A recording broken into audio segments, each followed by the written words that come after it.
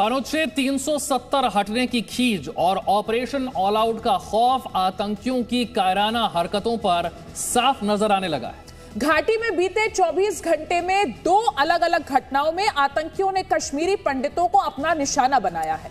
शोपियां में 2 कश्मीरी पंडितों पर हुए हमले के बाद देर शाम आतंकियों ने शोपियां में ही कश्मीरी पंडितों के कैंप पर ग्रेनेड से हमला कर दिया।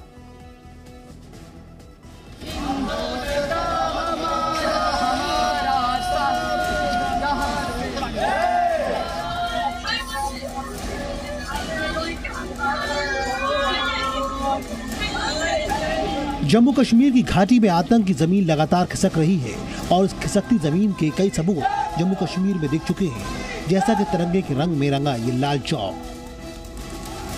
लेकिन आतंकियों को कश्मीर की बदलती तस्वीर बर्दाश्त नहीं हो रही है, तभी तो निहत्ते बेकसूर और गैर कश्मीरियों को आतंकी चंदन उगाएंगे तो चोर आएंगे, बेच नहीं सकते, ये सोचकर आप चिंतित हो क्या? अगर 130 करोड़ में चंदन उगाने वाले आपको सिखाएं तो देरी क्यों? फ्रीडम ऐप को अभी डाउनलोड करें। गोली का निशाना बना रहे हैं। मंगलवार को आतंकियों ने 2 कश्मीरी पंडितों को अपना निशाना बनाया था। इस घटना को एक दिन भी नहीं बीता था कि आतंकियों ने शोपियां में ही एक और हमला कर दिया। आतंकियों ने शोपियां में कश्मीरी पंडितों के कैंप पर ग्रेनेड से अटैक कर दिया। हालांकि आतंकियों का एक ग्रेनेड कैंप के पास सीआरपीएफ के बंकर में गिरा और इस हमले में किसी को भी नुकसान नहीं हुआ।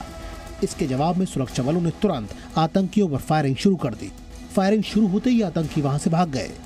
जवानों ने सर्च ऑपरेशन शुरू कर दिया है। बीते 48 घंटों में ये कश्मीरी पंडितों पर तीसरा और शोपियां में दूसरा हमला था। इससे पहले शोपियां में मंगलवार को आतंकियों ने 2 कश्मीरी पंडित भाइयों को गोली मार दी थी, जिसमें एक की मौत हो गई जबकि दूसरा अभी भी अस्पताल में भर्ती है। आतंकियों ने पहले नाम पूछा और कश्मीरी पंडित जानने के बाद दोनों भाइयों को गोली मार दी थी। हमले के बाद परिवार सदमे और गुस्से दोनों में है।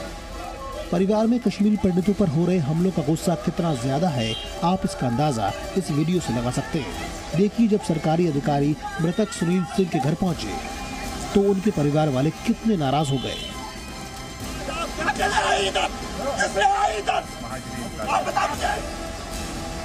शोपियां में कश्मीरी पंडितों पर हुए इस हमले के बाद से ही इलाके में तनाव का माहौल भी है। हमें सबको निकलना चाहिए इसके खिलाफ। कश्मीरी पंडित आज फिर से मारा गया है, ये क्या बात है? इसने क्या किया? अब सीधी सीधी हमें बताइए, हमें क्या करना है? क्या हमें आपके इशारों पर चलना है? एक साइड से हम आज़ादी का अमृत महोत्सव मना रहे थे, एक साइड से खुशी थी, हमारी बहुत अच्छी खुशी थी कि घर घर तिरंगा लहरा रहे थे, हर कहीं पे 15 अगस्त मनाया जाता था। लेकिन मुझे समझ में नहीं आता इनकी बौखलाहट क्या है। यही नहीं, कुलगाम में टीचर रजनी बाला की हत्या के बाद जम्मू ट्रांसफर की अपील कर रहे प्रदर्शनकारियों ने एक बार केंद्र सरकार से ये मांग की है कि उन्हें जल्द से जल्द घाटी से हटाकर जम्मू शिफ्ट किया जाए। टारगेट किलिंग है, उसकी वजह से ये लोग डरे हुए हैं। ये वहाँ नौकरी करने के हालात में नहीं हैं। जब तक वहाँ टारगेट किलिंग बंद नहीं होती है, जहाँ वहाँ के हालात नॉर्मल नहीं होते हैं, हमारे जितने भी मुलाजिम 24 डिपार्टमेंट के जो मुलाजिम हैं उनको जम्मू डिवीज़न में डिप्लॉय करके उनकी सर्विस ली जाए और हमारी एक ट्रांसफ़र पॉलिसी बनाई जाए। विपक्ष भी सरकार पर इस मुद्दे पर हमले कर रही है। AIMIM के अध्यक्ष असदुद्दीन ओवैसी ने कहा है कि कश्मीरी पंडितों की सुरक्षा के लिए सरकार जिम्मेदार है, लेकिन वो उसमें पूरी तरह से नाकाम रही है।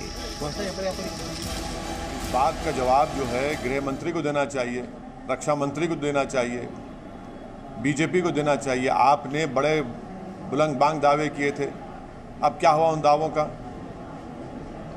पूरे कश्मीरी पंडित आज डर और खौफ के आलम में जिंदगी गुजार रहे हैं। वो कश्मीर छोड़ना चाहते हैं और सरकार, ये नाकामी है, बीजेपी की नाकामी है। इस साल जम्मू कश्मीर में अब तक आतंकियों ने 22 नागरिकों की हत्या की है, जिनमें 6 हिंदू हैं। यहाँ गौर करने वाली बात यह है कि इन हत्याओं में AK-47 का इस्तेमाल पहली बार हुआ है, यानी घाटी में। कश्मीरी पंडितों के लिए एक बार फिर ये सवाल खड़ा हो गया है कि क्या धरती की इस जन्नत में उनके लिए कोई जगह नहीं है? खालिद हुसैन के साथ ब्यूरो रिपोर्ट, जी मीडिया। चंदन उगाएंगे तो चोर आएंगे, बेच नहीं सकते, ये सोचकर आप चिंतित हो क्या? अगर 130 करोड़ में चंदन उगाने वाले आपको सिखाएं तो देरी क्यों? फ्रीडम ऐप को अभी डाउनलोड करें।